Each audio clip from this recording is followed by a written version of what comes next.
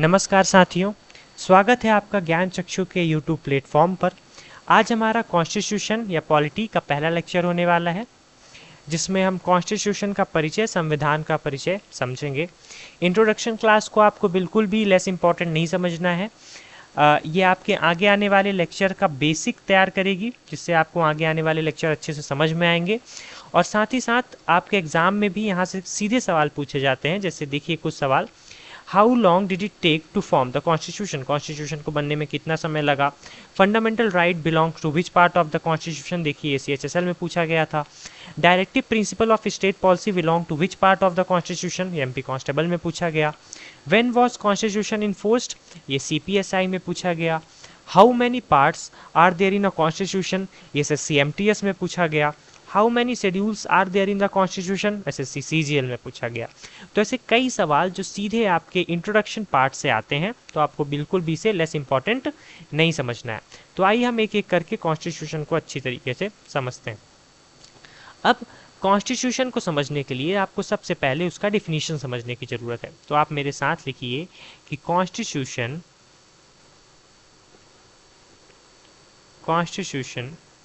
Is supreme law of the land. It regulates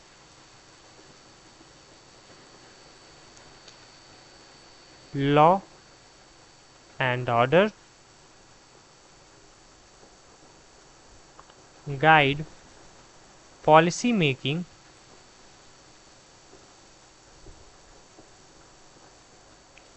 and secure rights and dignity of its citizens। ठीक है, तो constitution किसी भी country का, किसी भी लैंड मास का supreme law of the land होता है। Supreme law of the land का मतलब है कि उस देश में अगर कोई ऐसा कानून बनता है जो कॉन्स्टिट्यूशन के कंट्राडिक्टरी हो, कंट्राडिक्टरी यानी विरोध में हो, कंट्राडिक्टरी यानी विरोध में हो, तो या तो कॉन्स्टिट्यूशन में कही गई किसी डायरेक्ट बात का वो विरोध कर रहा हो, या साथ में कॉन्स्टिट्यूशन की मेन थीम, उसकी मूल भावना के विरोध में हो, तो वो कानून के देश में मान्यता प्राप्त नहीं होगी। वो कानून सुप्रीम कोर्ट द्वारा खत्म कर दिया जाएगा। यही संविधान की सबसे बड़ी ताकत है और यही इसे बाकी कानूनों से भिन्न और सबसे शक्तिशाली बनाती है। तो देश में सबसे शक्तिशाली कानून कौन है? Supreme law of the land कौन है? कॉन्स्टिट्यूशन है। ठीक है, और क्या करता है ये देश में लॉ एंड ऑर्डर को मेंटेन रखता है। अब सिंपल समझें तो कॉन्स्टिट्यूशन एक रूल बुक की तरह है जिससे हमारा देश चलता है। अब समझो कि आप कोई स्पोर्ट खेलते हो, समझो क्रिकेट खेलते हो। अब उस स्पोर्ट में सबसे इंपॉर्टेंट क्या होते हैं? रूल्स इंपॉर्टेंट होते हैं। अगर कोई बैट्समैन आउट है और वो आउट माने ही ना, एम्पायर उसे सिग्नल देता रहे, या कोई बॉलर एक साथ 20-20 लोगों को फील्डिंग पर लगा दे, 50-50 लोगों को फील्डिंग में लगा दे, तो उस गेम का कोई मतलब नहीं होगा। हर जगह कैओस उत्पन्न हो जाएगा, एनार्की, अराजकता उत्पन्न हो जाएगी। तो रूल्स ही वो होते हैं जो हमें गाइड करते हैं किसी भी चीज़ को लेकर के। अगर रूल ही नहीं होंगे तो हर जगह अराजकता होगी और कैओस होगा, हौश पौश होगी। तो रूल सबसे इंपॉर्टेंट है, इसीलिए कंट्री को चलाने की रूल बुक को हम संविधान कहते हैं। तो कंट्री का लॉ एंड ऑर्डर कौन मेंटेन करता है? संविधान मेंटेन करता है। साथ में ये पॉलिसी मेकिंग गाइड करता है, it guides policy making. Policy making guide करने का मतलब है कि कुछ कानून तो हमने संविधान में लिख दिए, कुछ नियम हमने संविधान में बना दिए, लेकिन भविष्य बहुत बड़ा है और जरूरी नहीं कि आगे आने वाली सभी समस्याओं का हल संविधान में हो सकता है हमें कुछ नए कानून बनाने पड़े। ठीक है, नए कानून बनते ही हैं, तो उन नए कानूनों को गाइड कौन करेगा? कॉन्स्टिट्यूशन गाइड करेगा। कि उसकी मेन थीम क्या होगी, ये कौन बताएगा? ये कॉन्स्टिट्यूशन बताएगा। तो पॉलिसी मेकिंग को गाइड कौन करता है? कॉन्स्टिट्यूशन करता है। साथ में इसकी जो सबसे बड़ा काम और सबसे बड़ी शक्ति है वो है secure rights and dignity of its citizen. ये अपने सिटीजन्स का, देश के नागरिकों का सम्मान और उनके अधिकारों की रक्षा करता है। ठीक है, तो आपको कॉन्स्टिट्यूशन का इम्पोर्टेंस और उसकी बेसिक थीम और उसकी बेसिक डेफिनेशन समझ में आ गई है। आइए हम नेक्स्ट पार्ट में मूव करते हैं। तो नेक्स्ट पार्ट है हमारा भारत का संविधान, इंडियन कॉन्स्टिट्यूशन। तो आप लोग हेडिंग डालो इंडियन कॉन्स्टिट्यूशन, हमारा भारत का संविधान। तो देखिए, भारत का संविधान लॉन्गेस्ट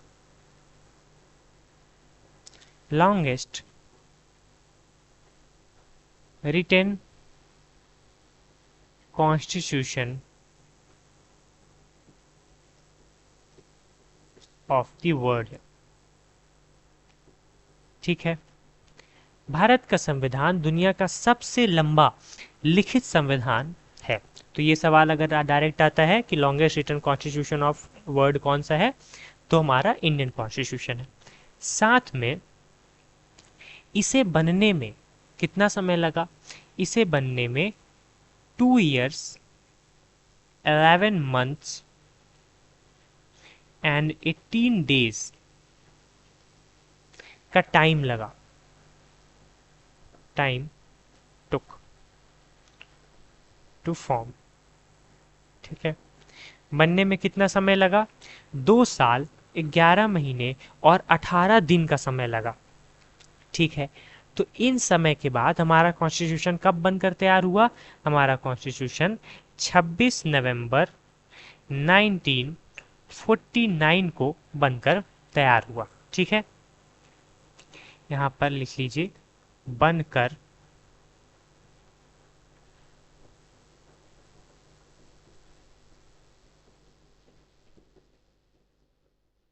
तैयार हुआ। ठीक है, फिर साथ में अब आप यहां पर सोचेंगे, सोचने वाली बात है कि जब हमारे स्वतंत्रता के लिए संघर्ष चल रहा था, फिर हम 15 अगस्त 1947 को आज़ाद हुए। अब हमारा नया संघर्ष हो गया, हमारा खुद का संविधान। हमारा देश आज़ाद तो हो गया, पर अब वो चले कैसे? तो हमें अपने खुद के संविधान की ज़रूरत थी, तो हम संविधान बनने में लग गए। अब 2 साल 11 महीने और 18 दिन बाद जब हमारा संविधान बनकर तैयार हुआ, तो हम उसे बनते के साथ ही अडॉप्ट कर लेंगे, है ना? लेकिन बिल्कुल ऐसा नहीं हुआ। ठीक है, ऐसा बिल्कुल भी नहीं हुआ। हमारा संविधान बनकर 26 नवंबर 1949 को तैयार तो हो गया, लेकिन ये इन्फोर्स हुआ 26 जनवरी 1950 को। कब इन्फोर्स हुआ? 26 जनवरी 1950 को इन्फोर्स्ड हुआ। और इसीलिए आप रिपब्लिक डे सेलिब्रेट करते हैं। रिपब्लिक डे सेलिब्रेट करते हैं 26 जनवरी को, कॉन्स्टिट्यूशन के इन्फोर्समेंट की डेट को याद करने के लिए। लेकिन यहाँ पर एक सवाल उठता है कि ये टाइम गैप क्यों है? कॉन्स्टिट्यूशन जब बनकर 26 नवंबर 1949 को तैयार हो गया, तो वो इन्फोर्स 26 जनवरी 1950 को क्यों हुआ? ये टाइम गैप क्यों? तो इसका उत्तर एक कहानी के माध्यम से आपको समझना है। ठीक है, जब हमारी आज़ादी हमसे कुछ वर्ष दूर थी, तो बात है 31 दिसंबर 1929 की। 31 दिसंबर 1929 को कांग्रेस पार्टी का लाहौर अधिवेशन हुआ। लाहौर सेशन या लाहौर अधिवेशन हुआ। अधिवेशन यानी पार्टी हर साल अलग अलग जगहों पर मिला करती थी और अपने आगे आने वाले उद्देश्यों को और काम करने के तरीकों को डिस्कस करती थी। तो लाहौर सेशन कांग्रेस पार्टी का हुआ। कब हुआ? 31 दिसंबर 1929 को। ये फैक्ट भी आपको याद रखना है। अब हाँ, तो ये कांग्रेस पार्टी जो है वो उस समय की कांग्रेस पार्टी है। आप मुझे बताइए इसका फॉर्मेशन कब हुआ था? तो इसका फॉर्मेशन हुआ था 1885 में। किसके द्वारा? एओ ह्यूम के द्वारा। एओ ह्यूम के द्वारा। यह एक अंग्रेजी अधिकारी था। ठीक है, तो कांग्रेस पार्टी का लाहौर सेशन चल रहा था 31 दिसंबर 1929 को, इतना याद हो गया। अब इस सेशन के दौरान रात 12 बजे रात 12 बजे रावी नदी के तट पर, रावी नदी के तट पर हमारे जेएल नेहरू यानी जवाहरलाल नेहरू ने एक घोषणा करी, एक अनाउंसमेंट किया और साथ में एक मांग करी। वो मांग क्या थी? वो मांग थी पूर्ण स्वराज की मांग। पूर्ण स्वराज की मांग। अभी तक हम अंग्रेजों से ऐसे कानूनों की मांग कर रहे थे जो कुछ हमारे पक्ष में भी हों, और जो बुरे कानून थे, जो उत्पीड़ना करने वाले कानून थे, पीड़ित करने वाले कानून थे, हम उनके एबॉलिशमेंट की मांग कर रहे थे। और साथ में पॉलिसी मेकिंग में कुछ हमारे भी व्यू रखे जाएं, हमारी भी बातें सुनी जाएं, इसकी मांग कर रहे थे। लेकिन अब हम तंग आकर के 31 दिसंबर 1929 को रात 12 बजे रावी नदी के तट पर कांग्रेस पार्टी के लाहौर सेशन में जवाहरलाल नेहरू ने पूर्ण स्वराज की मांग करी और साथ में एक अनाउंसमेंट करी। क्या अनाउंसमेंट करी? उन्होंने ये अनाउंस किया कि आज से 26 जनवरी को हर साल हम स्वतंत्रता दिवस के रूप में मनाएंगे। स्वतंत्रता दिवस के रूप में मनाएंगे और इसीलिए हमारे भारत का पहला स्वतंत्रता दिवस 26 जनवरी 1930 को मनाया गया। 26 जनवरी 1930 को मनाया गया। फिर उसके बाद आज़ादी के लिए संघर्ष चलता रहा और हम 15 अगस्त 1947 को आज़ाद हो गए। उसके बाद हमारा कॉन्स्टिट्यूशन कब बनकर तैयार हुआ? मैंने अभी बताया था 26 नवंबर 1949 को बनकर तैयार हुआ। तब ये डिस्कशन किया गया कि जो शपथ, जो पूर्ण स्वराज की मांग हमने 26 जनवरी को उठाई थी और पहला स्वतंत्रता दिवस 26 जनवरी 1930 को नया तिरंगा झंडा फैला, पहली बार देश में फहराया और पूरे देश में एक साथ स्वतंत्रता दिवस मनाया, क्या उस डेट को हम भूल जाएंगे? तो जी बिल्कुल नहीं, हम उस डेट को हमेशा याद रखना चाहेंगे। तो अब स्वतंत्रता दिवस तो 15 अगस्त को बनाया जाएगा, क्यों? क्योंकि स्वतंत्रता 15 अगस्त को मिली। तो हम 26 जनवरी को ही अपना कॉन्स्टिट्यूशन अडॉप्ट करेंगे। तो हमारे कॉन्स्टिट्यूशन का अडॉप्शन कब करेंगे? हम 26 जनवरी 1950 को करेंगे और उसे रिपब्लिक डे के रूप में मनाएंगे। इसीलिए ये टाइम गैप आया। तो बनने के बाद हमने 26 जनवरी तक का इंतजार किया, जिससे हम 26 जनवरी 1930 की डेट को याद कर सकें। तो आपको ये टाइम गैप का रीजन समझ में आ गया होगा। तो ऐसे बनकर तैयार हुआ हमारा कॉन्स्टिट्यूशन। ठीक है, साथ में आप याद रखेंगे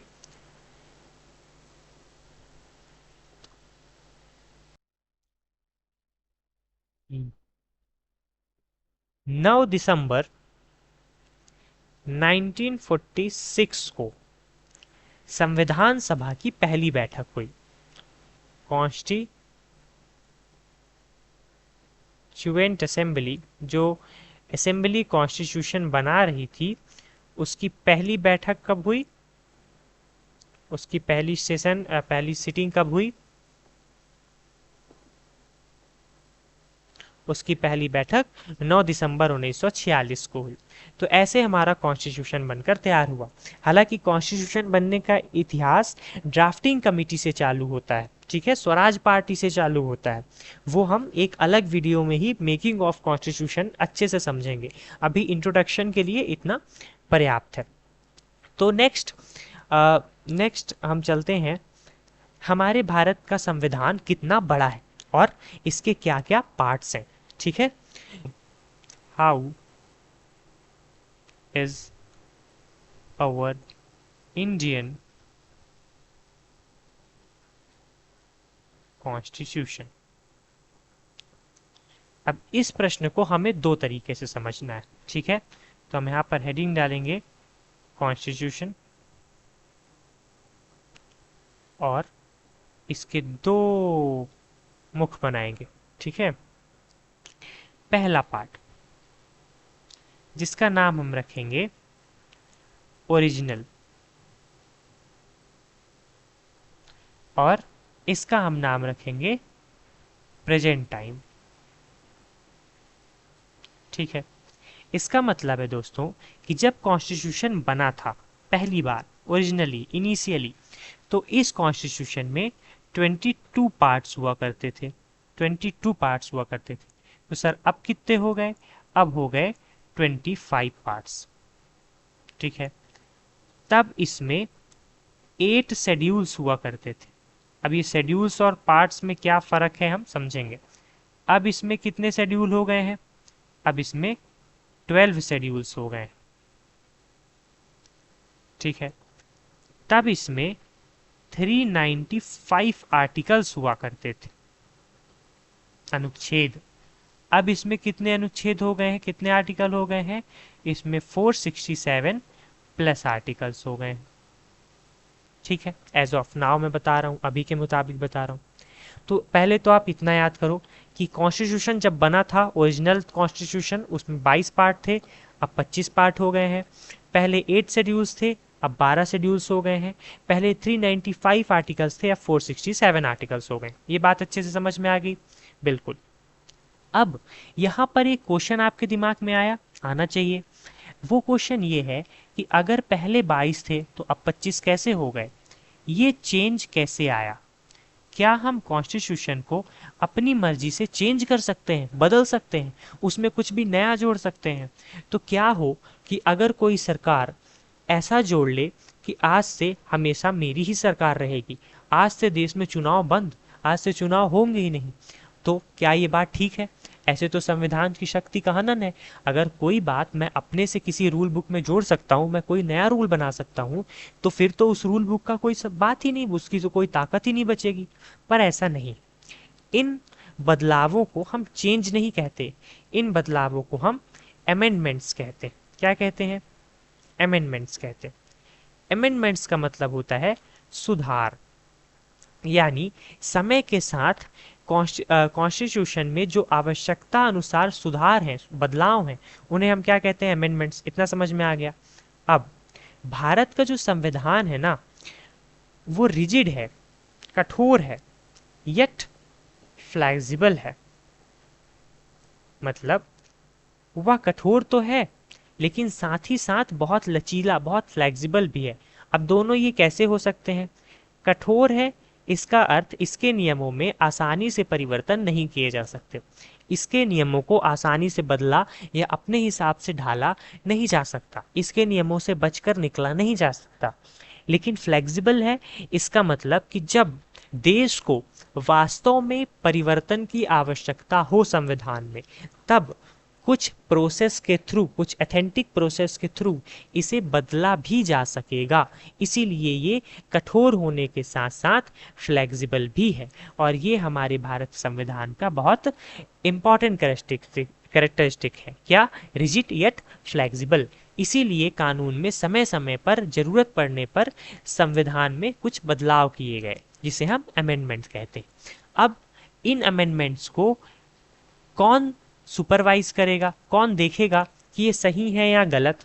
क्या इसे आप अपने हिसाब से तो कहीं नहीं रेगुलेट किए ले रहे हैं?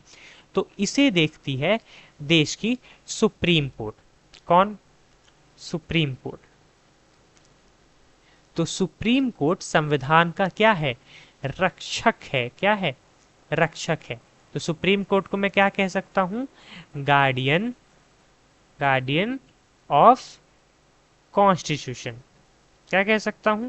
गार्डियन ऑफ कॉन्स्टिट्यूशन कह सकता हूं, बिल्कुल। तो भारत के संविधान का रक्षक कौन है दोस्तों? सुप्रीम कोर्ट है। ठीक है, यहाँ तक की बातें आपको समझ में आ गई कि कॉन्स्टिट्यूशन में पहले 22 पार्ट थे, अब 25 पार्ट हैं। पहले 8 शेड्यूल थे, अब 12 शेड्यूल हैं। पहले 395 आर्टिकल थे, अब 467 प्लस आर्टिकल हैं। ये चेंज कैसे आया? उसे हम अमेंडमेंट्स या सुधार कहते हैं।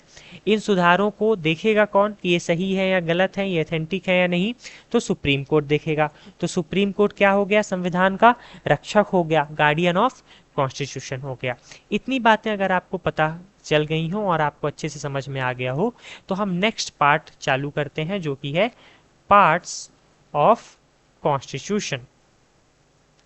पार्ट्स ऑफ कॉन्स्टिट्यूशन यानी संविधान में जो 25 पार्ट हैं वो क्या क्या है। तो हर पार्ट को हम अलग अलग वीडियो में अच्छी तरीके से विस्तार में भी समझेंगे, पर क्योंकि ये इंट्रोडक्शन क्लास है इसलिए हम इम्पॉर्टेंट पार्ट्स जो हैं, इम्पॉर्टेंट पार्ट्स जो हैं उनके बारे में जान लेते हैं कि उन पार्ट्स में क्या क्या कहा गया है।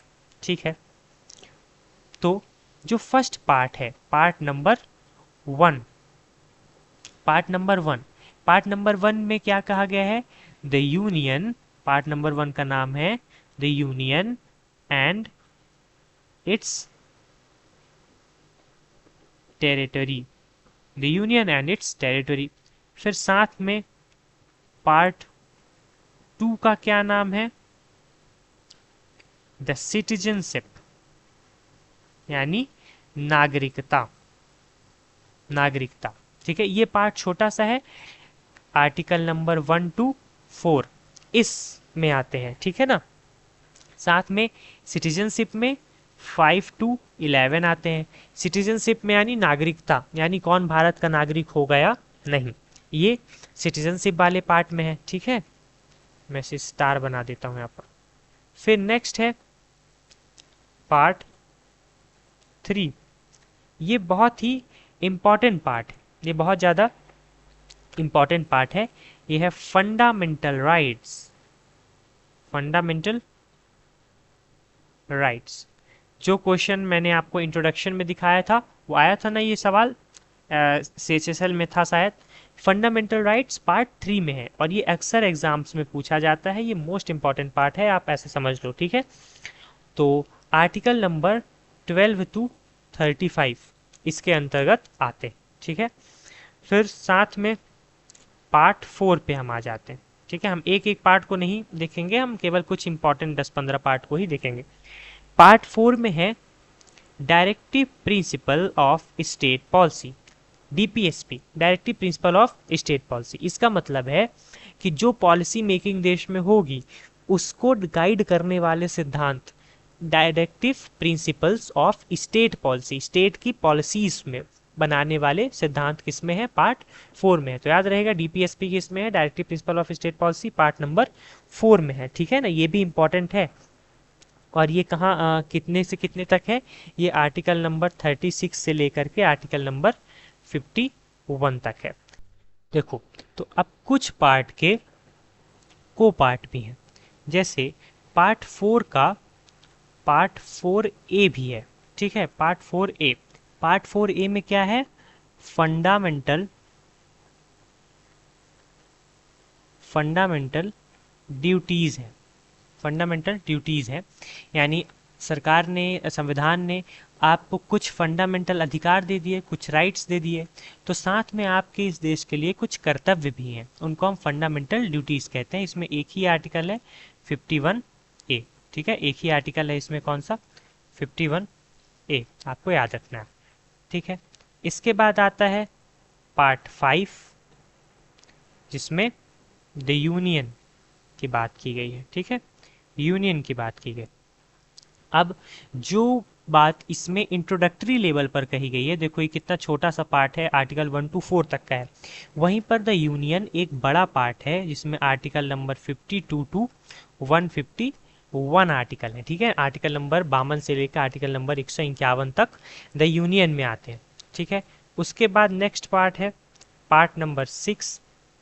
पार्ट नंबर 6 में द स्टेट्स की बात कही गई है, यानी राज्यों को लेकर के बात की गई है, और ये भी एक बड़ा पार्ट है। इसमें आर्टिकल नंबर 152 से लेकर के 237 तक आते हैं। ठीक है, इसके बाद जो नेक्स्ट पार्ट है इम्पॉर्टेंट हमारा, वो है पार्ट नंबर 8। 7 पार्ट उतना इम्पॉर्टेंट नहीं है।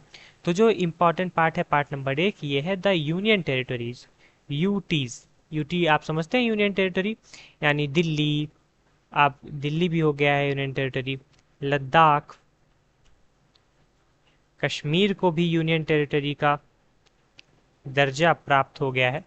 ऐसे ही दादर नागर हवेली, दादर नागर हवेली। ठीक है, तो ये सब क्या है, यूनियन टेरिटरी है। इनकी चर्चा किस में है, पार्ट नंबर 8 में है। ठीक है, पार्ट नंबर 8 में है। इसके बाद पार्ट नंबर 9 इंपॉर्टेंट है। पार्ट नंबर 9, पार्ट नंबर 9 में क्या है, पंचायत। क्या है, पंचायत। और ये सबसे इम्पॉर्टेंट पार्ट्स में से एक है, ये आपको बिल्कुल याद रखना है, एग्जाम पॉइंट ऑफ व्यू से बहुत ज़्यादा इम्पॉर्टेंट हो जाता है। आपको पता है ना, पंचायत जो थी वो बलवंत राय मेहता, बलवंत राय Mehta committee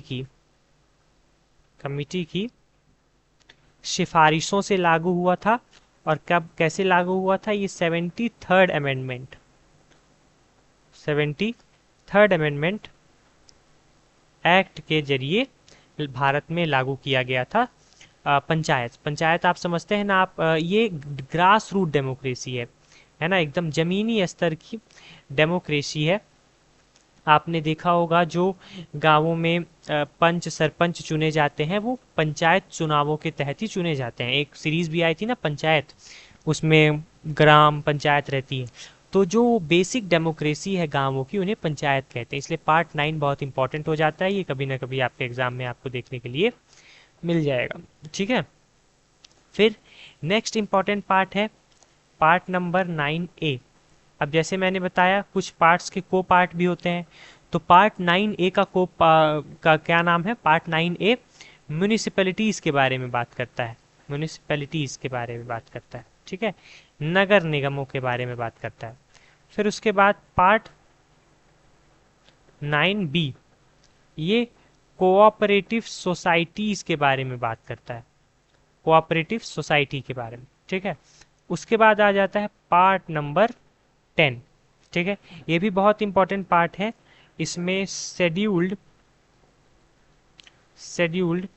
areas and tribe, इसके बारे में बात की गई है ना, जनजातियों से संबंधित बात इसमें कही गई है। ये यहाँ पर आर्टिकल 10 लिखा हुआ है, आप इसे 16 ना समझे, मैं इसे अच्छे से लिख देता हूँ। आर्टिकल नंबर 10 में शेड्यूल्ड एरियाज और ट्राइब के बारे में बात की गई है। ठीक है, फिर उसके बाद इंपॉर्टेंट पार्ट हो जाता है कौन सा, पार्ट नंबर 15। और इसका नाम देखकर ही आप समझ जाओगे कि इतना इंपॉर्टेंट क्यों है। इलेक्शंस, देश में चुनाव बहुत ही ज़्यादा महत्वपूर्ण होते हैं।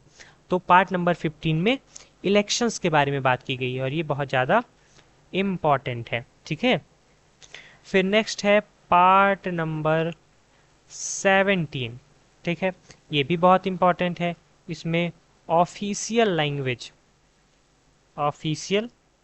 लैंग्वेज के बारे में बात की गई है। तो इसमें भी आप स्टार मार्क कर लीजिए, ये भी आपके एग्जाम में कभी ना कभी देखने के लिए मिल जाएंगे। फिर है पार्ट नंबर 18। ठीक है, पार्ट नंबर 18 में क्या है, पार्ट नंबर 18 में इमरजेंसी से संबंधित बातें कही गई हैं। इमरजेंसी क्या होता है, इमरजेंसी 3 टाइप की होती हैं, फाइनेंशियल इमरजेंसी, ठीक है, और साथ में अगर कोई देश भारत में हमला कर दे, है ना, या भारत में युद्ध जैसी स्थिति बन जाए तो उसको एग्रेशन हो जाए अगर, है ना, वॉर इमरजेंसी। ठीक है, और फिर साथ में एक होती है इंटरनल इमरजेंसी, यानी भारत में इंटरनली कुछ ऐसा हो जाए जिसके कारण सामान्य स्थिति से सरकार हट जाए। तो वो इमरजेंसी की बात किस में करी गई है, पार्ट नंबर 18 में करी गई है। ठीक है, बस लास्ट जो अभी हमने कुछ देर पहले अमेंडमेंट्स के बारे में पढ़ा था ना, अमेंडमेंट्स के बारे में, तो पार्ट नंबर 20 किसके बारे में कहता है, अमेंडमेंट्स के बारे में कहता है। ठीक है, अमेंडमेंट्स। अब यही कुछ इंपॉर्टेंट पार्ट्स हैं जो आपको याद रखने हैं। पार्ट 1, 2, 3, 4, 4A, 5, 6 और 8, 9, 9A, 9B, 10, 15, 17, 18 एंड 20। ये बहुत आपके कुछ इंपॉर्टेंट पार्ट्स हैं जो आपको बहुत अच्छे से याद रखना है। ठीक है, अब मैं आपको अगर दिखाऊं तो ये देखिए, ये पूरा स्लाइड है, हम इसमें भी आके अच्छे से पढ़ेंगे। देखिए पूरे पार्ट्स यहाँ पर लिखे हुए हैं। पार्ट नंबर 7 है 238। यहाँ पर मार्किंग इसलिए क्योंकि मैं ये आपको पढ़ा रहा था और वीडियो अपने आप स्टॉप हो गया, तो ये सब मैं बोल चुका हूँ पर रिकॉर्ड नहीं हुआ, इसलिए मैं वापस बता देता हूँ। जैसे पार्ट 238 है जिसे हमने छोड़ा था लेस इंपॉर्टेंट समझ के, क्योंकि यहाँ पर सिर्फ एक ही आर्टिकल है, आर्टिकल नंबर 238 है केवल, है ना। ऐसे ही पार्ट 9 है पंचायत, मैंने समझाया ना आपको, 73rd संशोधन से आया ये, ठीक है। फिर ऐसे ही भाग के बाद हम अनुसूचियाँ पढ़ेंगे, शेड्यूल्स के बारे में पढ़ेंगे कि कितने शेड्यूल होते हैं और एक एक शेड्यूल में क्या लिखा हुआ है। उसके बाद हम पार्ट बाई पार्ट पढ़ेंगे, जैसे part 1 union and it's territory, इसको कंप्लीट करेंगे और उसके बाद आगे आने वाले पार्ट्स को भी अच्छे से हम कंप्लीट करेंगे। तो आज हमने क्या क्या पढ़ा, आज हमने कॉन्स्टिट्यूशन की डेफिनेशन पढ़ी, इंडियन कॉन्स्टिट्यूशन के बारे में पढ़ा, इंट्रोडक्शन पढ़ा, और ये समझा कि कॉन्स्टिट्यूशन का इन्फोर्समेंट और मेकिंग डे में जो गैप है वो क्यों है, उसके पीछे की कहानी समझी। कॉन्स्टिट्यूशन में पहले कितने पार्ट्स थे, अब कितने पार्ट हैं, ये सब समझा। सुप्रीम कोर्ट कॉन्स्टिट्यूशन का गार्डियन है, कॉन्स्टिट्यूशन एक लिविंग डॉक्यूमेंट है, कॉन्स्टिट्यूशन लिजिट येट फ्लेक्सिबल है, ये समझा। और साथ में हमने पार्ट्स ऑफ कॉन्स्टिट्यूशन देखे, ठीक है। तो जो नेक्स्ट पार्ट आएगा वीडियो का उसमें हम शेड्यूल्स ऑफ कॉन्स्टिट्यूशन देखेंगे, कॉन्स्टिट्यूशन के शेड्यूल्स जो कि 12 हैं उनको समझेंगे, और साथ में सेवेंथ शेड्यूल जो कि power distribution between state and centre और स्टेट के बीच में पावर डिस्ट्रीब्यूशन की बात करता है। उस सेवेंथ शेड्यूल की तीनों लिस्ट जो हैं, यूनियन लिस्ट, स्टेट लिस्ट और कंकरेंट लिस्ट, है ना, इन्हें भी अच्छे से हम समझेंगे, क्योंकि इससे भी बहुत सारे डायरेक्ट सवाल आपकी परीक्षा में पूछे जाते हैं। तब तक के लिए आप चैनल को सब्सक्राइब कर दीजिए, जिससे आगे आने वाला लेक्चर आपसे मिस ना हो। और अगर आपने वीडियो से कुछ भी सीखा है तो वीडियो को लाइक कीजिए और अपना प्यारा प्यारा कमेंट बॉक्स में छोड़ना ना भूलिए। Thank you very much, stay tune to Gyan Chakshu, thank you. तो